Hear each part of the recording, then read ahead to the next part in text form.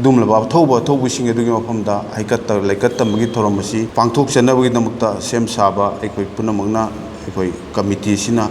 sinjari hoji Manipur kangkhung sahliba su amadi non-suda layu sing asisu Comment India na check and balance raga makhoi bu khulai ni sino ko to lep kadawani maram aduna iramdam ireba jati ase ekoina kandagadi upai letam tanjado ore media gi sinau sing no buhan mokte kai kun seri ai YK Dhiren president UCM duga AMUCO gi president gi Sanjoy AMUCO gi general secretary Pratap Lechangthem aduga UCM ki finance secretary Brozen aduga UCM AMUCO ki finance secretary Momosa ngasi AMUCO amadi UCM na kaujari ba maroiba press media unajabagi khudong chaba ji lawjarakanda myamda thamjani bo wafamdi koi haukiba 2001 da India lengakna Manipur gi apunbagi saktam masung territorial integrity amadi Manipur gi apunbagi saktam si thugaina honarakhiba tumlaba kanba safu makakta Manipur miyamna Manipur gi apunba saktam amusung Manipur gi ngamkhai si ngaknabagi damakta hongnaruba tawdana horakhiba dumlaba miyam gi uprising amusung apunba gi thawdo aduda thawaina pontha pikraba thauba thaubi tarani pan gi mafamda sahi kudingi AMUCO amadi UCM na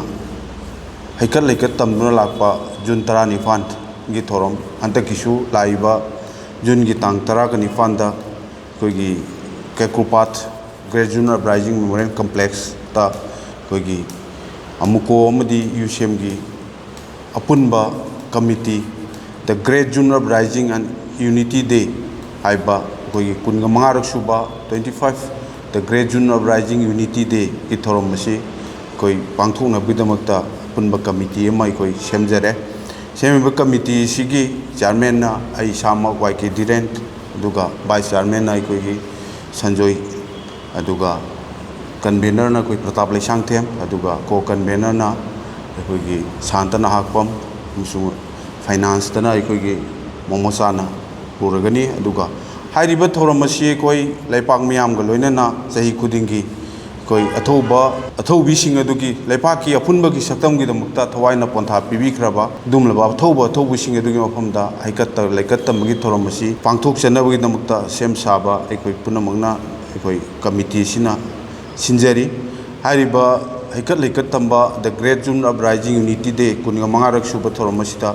Manipur da leibiriba leipak miyam punamangna ekoi Manipur gi apunba masung Manipur gi ngamkhai gi damakta thawaina potha pikraba thaubu sing gi mafamda heikat leikat taminduna Manipur gi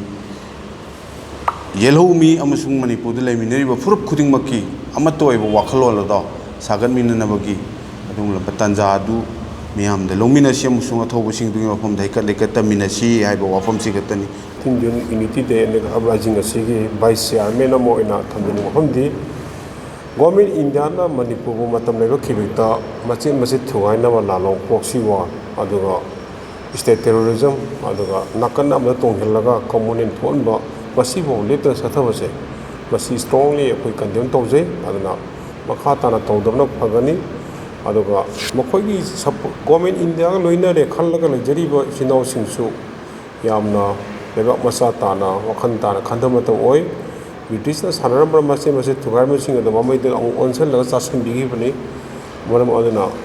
hoji Manipur da kangkhung sahliba su amadi non-suda layu sing asisu Comment India na check and balance raga makhoi bu khulai ni sino ko to lep kadawani aduga misam taruk phajal liba sing nagagi thaduk piko ke ta kaidana ki chinau singju tara mari phajal li thaduk piko na ri appeal tawjari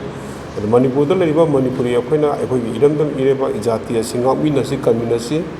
khunai ase asuka pibam sokle